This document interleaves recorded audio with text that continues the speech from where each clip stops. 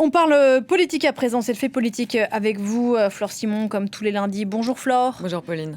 Nous sommes en juillet 2026. L'ensemble de la classe politique a les yeux rivés sur le printemps 2027, élection présidentielle. L'ancien Premier ministre Édouard Philippe a lancé officiellement sa campagne. C'était hier à Paris, vous y étiez Flore. Oui, en effet. Alors Édouard Philippe a donc donné le coup d'envoi de sa campagne avec un grand meeting dans le nord de Paris avec ce slogan qui a été dévoilé hier. On ne savait pas encore ce qu'était le slogan. Croire en nous. Donc vous le voyez, Édouard Philippe a posté ceci sur ses réseaux sociaux, le point levé. Croire en nous, c'est donc le slogan de sa campagne. Les organisateurs ont annoncé 5200 participants dans l'enceinte donc de l'Adidas Accor Arena. Une participation qui ne fait pas rougir Édouard Philippe et son staff, puisque Bruno Retailleau et Gabriel Attal avaient engendré à peu près le même nombre de participants. C'était un moment important pour le candidat Horizon, qui parfois était critiqué jusque dans son propre camp d'être trop discret. Donc voilà, hier, Édouard Philippe a opéré un virage dans sa campagne présidentielle avec ce grand meeting de campagne donc. Alors, est-ce qu'on en sait plus sur son programme ? Alors, il n'est pas rentré hier dans le détail de son projet massif, comme il dit, mais en revanche, il a donné un cap et il a réaffirmé ses priorités. Parmi celles-ci, l'avenir de nos enfants qu'il a érigé en fil rouge de son discours. Hier, il a estimé que l'intérêt de nos enfants sera la boussole de ce nouveau quinquennat.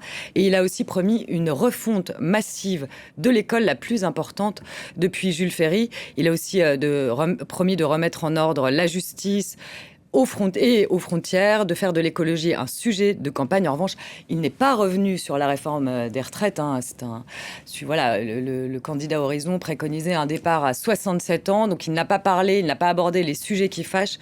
En revanche, il a répondu à ses opposants, Gabriel Attal en tête, qui l'accuse de promettre du sang et des larmes. Alors lui, il a dit qu'il y aurait un peu de sueur et des efforts justes et une contribution des retraités. On va l'écouter. J'assume de dire aux retraités qu'il faudra contribuer davantage au financement de notre système social. J'assume de dire aux cadres et aux employés du secteur public et privé qu'il faudra travailler plus longtemps, aux catégories les plus aisées, qu'on n'a pas besoin de réinventer des impôts idiots pour leur demander à elles aussi de contribuer au redressement national, à l'État, à ses agences, aux collectivités, que les Français attendent d'eux, qu'ils se serrent la ceinture et donnent l'exemple. Voilà, autre chose qu'on peut retenir de ce discours hier d'un peu plus d'1h15. Il n'a pas attaqué ses principaux rivaux que sont Bruno Retailleau et Gabriel Attal. En revanche, il a gardé ses coups pour LFI et le Rassemblement national, estimant pour le premier que c'était un péril pour la démocratie et un mouvement qui flirte souvent avec l'antisémitisme le plus rance. Et puis, concernant le parti d'extrême droite, c'est pour lui un en même temps qui ne s'assume pas, social dans le nord, libéral dans le sud.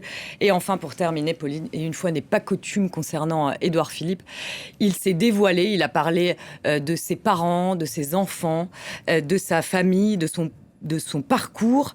Ses soutiens le poussaient à aller sur un sujet un peu plus personnel parce qu'évidemment, pour cette élection, la présidentielle, les électeurs, ça joue aussi sur la personnalité d'un homme ou d'une femme. C'est aussi pour ça qu'on élit un candidat à la présidentielle. Voilà, je voyais derrière vous un militant qui portait un t-shirt où il était inscrit « Et pas là pour beurrer les tartines ». Ça aurait pu être un slogan de campagne. Finalement, ça sera donc « Croire en nous ».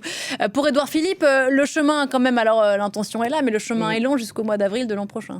Oui, alors déjà, Pauline, il va falloir continuer à engranger des soutiens. C'est vrai qu'hier, il y avait une dizaine de macronistes donc dans ce meeting, notamment la porte-parole du gouvernement, Maud Bréjon, ou encore le ministre délégué chargé de la transition écologique, Mathieu Lefèvre. Il y avait aussi quelques LR, mais il va falloir... Pas de stars.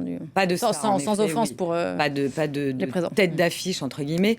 Donc il va falloir en effet trouver des personnalités qui le soutiennent pour, si vous voulez, créer une dynamique. Et puis aussi par rapport à ces principaux rivaux dont je vous parlais il y a quelques instants, c'est-à-dire Gabriel Attal et Bruno Retailleau, parce que l'idée, c'est quand même qu'il n'y ait qu'un seul candidat de la droite et du centre.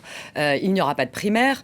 Donc c'est vrai que si Édouard Philippe... Alors, est-ce que ce sera sur la base des sondages ? Pour l'instant, on ne sait pas encore comment ils seront départagés, mais c'est vrai que si Édouard Philippe est en tête des sondages... éventuellement, et Bruno Retailleau et Gabriel Attal pourraient se ranger derrière lui. Donc c'est important pour lui de créer une dynamique. L'autre sujet, il va falloir l'aborder, il l'a un peu évité hier, ce sera bien évidemment les retraites, sujet hautement sensible. Et l'autre enjeu, c'est peut-être le plus important, c'est d'incarner le renouveau alors qu'Édouard Philippe a été le premier Premier ministre d'Emmanuel Macron. Il n'a d'ailleurs pas eu un seul mot pour le président de la République hier. Mais bon, on se doute bien que ses opposants vont se charger de lui rappeler son passage à Matignon. Pour l'heure, Édouard Philippe, il est en tête des sondages de la droite et du centre. Et il est le seul, là encore, à 10 mois de la présidentielle, à pouvoir battre le Rassemblement national au second tour. Mais comme vous le disiez, Pauline, le chemin est encore long et tortueux. Avant le 18 avril, premier tour, et 2 mai 2027, deuxième tour de la présidentielle. Les dates ont été confirmées il y a quelques jours. Merci beaucoup, Flore Simon, de la politique.